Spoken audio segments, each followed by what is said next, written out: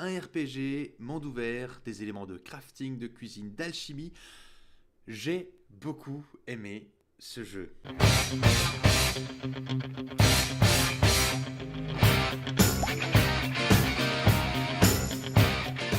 Indépendant, québécois, on sent les références d'ailleurs du Québec, notamment in-game quand on voit certains aliments. Donc, quand on fait du crafting, crafting cuisine ou qu'on va acheter de la poutine dans le jeu, voilà, on se dit que on peut pas se tromper sur l'origine du truc, quoi.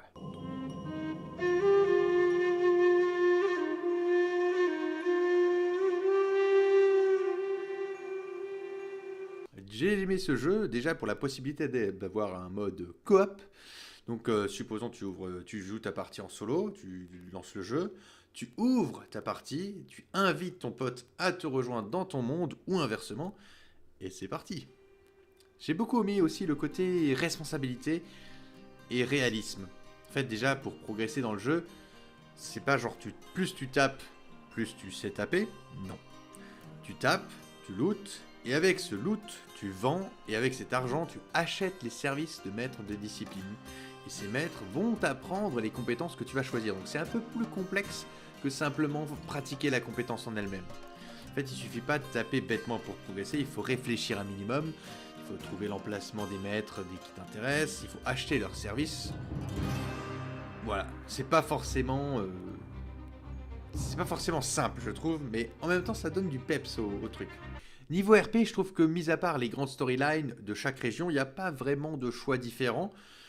Selon les choix proposés qu'on peut faire, que tu choisisses B ou A, ça va pas vraiment changer grand-chose. En fait, il va se passer la même chose globalement. Mais il y a quand même ce grand sentiment de liberté, parce que les cartes sont vraiment immenses, et sentiment de liberté âprement acquise à la sueur de votre front, mais liberté qui vous permet d'aller où vous voulez dans le monde, ce monde gigantesque dans lequel vous jouez. Et parfois, à vos risques et périls, vous devez gérer le froid, la faim, la chaleur, les maladies, infections, etc. Il y en a encore quelques autres. Donc Outward, un jeu complexe, intéressant, peut-être pas mal chronophage quand même, j'ai 400 heures dessus. Bon, j'ai dû le finir à peut-être 80 ou 100 heures, et j'ai dû le faire 3 fois, donc voilà. Je vous le cache pas que c'est chronophage, mais c'est vraiment prenant. La musique sans être incroyable, elle est sympa. Elle n'est pas exceptionnelle, mais elle est quand même relativement particulière. Il y a un petit truc spécifique au jeu. Niveau aventure, et cette fois je fais le lien avec Vox Machina, qui n'est pas un animé au sens propre du terme, parce que c'est pas fait par un studio japonais. Comment je pourrais le décrire? Vox Machina, c'est une série d'animation qui suit les aventures d'un groupe de mercenaires / aventuriers. Alors je pense qu'il y a une grosse base d'essence du jeu de rôle dans cette œuvre. Un gnome barde, une gnome prêtresse, un humain artificier, un barbare demi-géant, un demi-elfe voleur roublard et sa sœur archère, une demi-elfe druide. 7 compagnons qui se font appeler Vox Machina. Plutôt loser, anti-héros assumé d'ailleurs, ça c'est bien. C'est vraiment, ils se cachent pas que c'est des connards et puis ils font ce qu'ils veulent, quoi. C'est un groupe qui évolue, malgré le fait que de base c'est pas des mauvais bougres, mais c'est un peu des bad boys, quoi. Et du fait qu'ils évoluent, du fait qu'ils sont bien travaillés, ils sont touchants, ils transmettent beaucoup de passion. Et si vous êtes fan de Heroic Fantasy, let's go. Let's go, on y va. Allez-y. Il y a actuellement 3 saisons au moment où je vous parle. J'ai vu les 2 premières et j'ai bien kiffé. J'ai bien kiffé, c'était vraiment cool. Avec de l'émotion, des rebondissements, il y avait de tout. Il y avait tout ce qu'il me fallait. Peut-être ça manquait peut-être un peu d'émotion au sens lyrique, au sens que ça me touche personnellement, au sens où j'ai pas versé forcément de larmes, parce que je suis déjà quelqu'un de base assez sentimentalement fragile et émotif. Mais je trouve sur Vox Machina, c'était pas... Il n'y avait pas cette vibe très émotionnelle, émotive, comme j'ai J'ai pu la voir sur Your Name, par exemple, sur un Ghibli, sur un Makoto Shinkai, voilà. Film japonais d'animation japonaise. Si on revient à Vox Machina, chaque personnage a droit à de l'intérêt. C'est-à-dire que chaque personnage va être développé plus ou moins longuement selon le moment de la série. Tous face à leurs propres défis. Ils ont une identité propre, riche, et en plus leurs interactions sont travaillées, donc ça c'est bien. Ça c'est vraiment bien. Mais je pense que j'accroche bien parce que c'est quelque chose d'assez classique, et en même temps c'est quelque chose que j'aime, donc voilà. Petite anecdote, Critical Role, donc la série de jeux de rôle qui est à l'origine de cette série d'animation, Vox Machina, eh bien c'est les mêmes joueurs de Critical Role qui doublent leurs personnages dans Vox Machina, ce qui est assez marrant et qui donne du peps, de l'identité, de la personnification au personnage. Mon avis, c'est que c'est un truc à ne pas louper. Liberté, aventure, héroïsme, alors c'est des valeurs qui m'ont bien trouvé dans le jeu vidéo et que d'une certaine manière j'ai également retrouvé dans ma foi chrétienne. La liberté de choisir de suivre Dieu ou de m'éloigner de lui, l'excitation, le frisson d'aventure et en même temps cette sensation de ne pas forcément tout savoir contrôler en faisant confiance à Dieu, et enfin cette valeur de placer l'autre comme plus important que soi-même, donc aimer son prochain comme soi-même.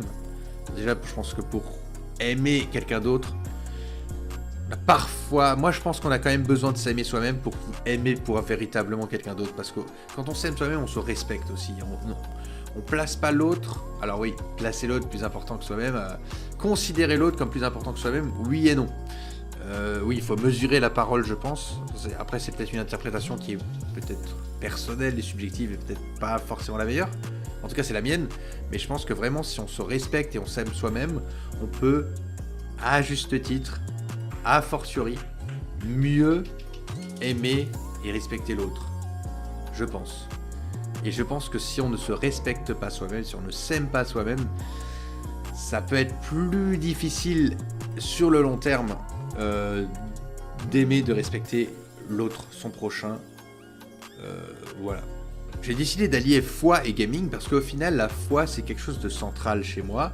Et pour moi, même si parfois cette foi est sous-jacente, voire cachée, elle est néanmoins réelle. La passion du gaming, bon, vu que je passe beaucoup de temps à jouer, me suis dit, pourquoi ne pas joindre l'utile et l'agréable, l'utile à l'agréable, en essayant notamment d'être une lumière dans ce monde, peut-être une lumière vacillante, peut-être une lumière terne, peut-être une lumière ténue, mais j'essaye. Je fais de mon mieux, je remonte les pentes, la pente quand j'ai échoué, quand j'ai vacillé, quand j'ai péché, et puis